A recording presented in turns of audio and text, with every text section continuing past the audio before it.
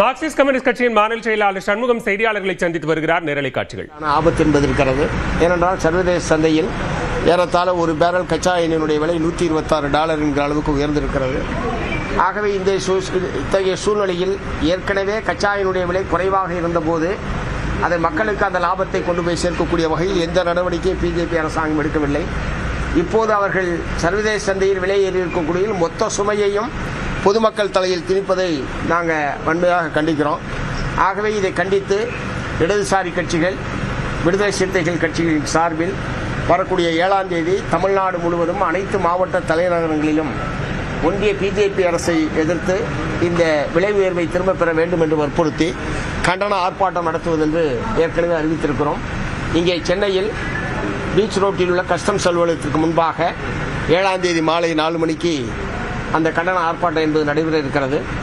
இந்திய விடுதலை சிறுத்தைகள் கட்சியின் சார்பில் மதிப்பிற்குரிய தோழர் திருமாவளவன் எம்பி அவர்களும், மார்க்சிஸ்ட் கம்யூனிஸ்ட் கட்சியின் சார்பில் நானும், இந்திய கம்யூனிஸ்ட் கட்சியின் சார்பில் தோழர் வீரபாண்டியன் அவர்களும், சிபிஐ எம்எல் விடுதலை கட்சியின் சார்பில் பல ஆசை தம்பி ஆகிய 4 மாநில தலைவர்களும் சென்னையில் நடக்கக்கூடிய ஆர்ப்பாட்டத்தில் கலந்து கொள்ள இருக்கிறோம். இந்த ஆர்ப்பாட்டத்தை எப்படி சிறப்பாக தமிழ்நாடு முழுவதும் நடத்துவது என்பது சம்பந்தமாக இன்றைக்கு அலுவலகத்தில் சந்தித்து பேசி அதற்கான வழிமுறைகளை உருவாக்கி இருக்கிறோம் என்பதை தெரிவித்துக் கொள்கிறேன். தமிழ்நாடு அரசியலுக்கு நெருக்கடியா இருக்கு, யாருக்கும் மெஜாரிட்டி கிடைக்காத சூழ்நிலையா இருக்கு. நீங்க ஒரு டிசைடிங் ஃபேக்டரா இருக்கீங்க. என்ன பண்ண போறீங்க, என்ன முடிவு எடுக்க போறீங்க? இந்த போராட்டம் நீங்க ஏற்கனவே அறிவித்து போராட்டம், அதனால ஏற்கனவே அறிவிச்சிருக்கிறோம். அதை எப்படி வெற்றிகரமாக நடத்துவது சொல்லுவா கலந்து பேசுவோம். 3ஆம் தேதி அறிவிச்சது இல்லை இடதுசாரி கட்சிகள் விசிகா சார்பில் தான் ஏற்கனவே அறிவிச்சிருக்கோம். நாங்கள் மட்டும்தான் நடத்துறோம். சிஎம் பார்த்துட்டு வந்திருக்கீங்க, நீங்களும் பேசிருக்கீங்க. இந்த போராட்டம் தொடர்பாக பேசினாலும் தெரிஞ்ச அரசியல் சூழல பேசியிருக்கீங்க. நடைபெற்ற தேர்தலில் இந்த கூட்டணியுடைய வெற்றிக்காக கடுமையாக முதலமைச்சர் உட்பட தோழமை கட்சி தலைவர்கள் அனைவருமே உழைத்திருக்கிறார்கள்.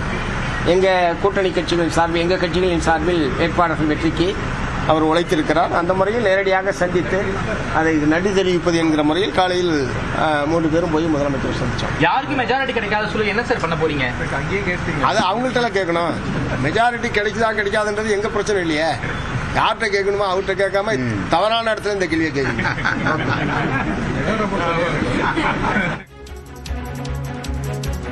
மார்க்சிஸ்ட் கம்யூனிஸ்ட் கட்சியின் மாநில செயலாளர் சண்முகம் செய்தியாளர்களை சந்தித்த காட்சிகளை பார்த்தோம். சமையல் எரிவாயு விலை உயர்வை கண்டித்து விசிக இடதுசாரி கட்சிகள் சார்பில் வரும் 7ஆம் தேதி ஆர்ப்பாட்டம் நடத்தப்படும் என்று அறிவிக்கப்பட்டிருக்கிறது.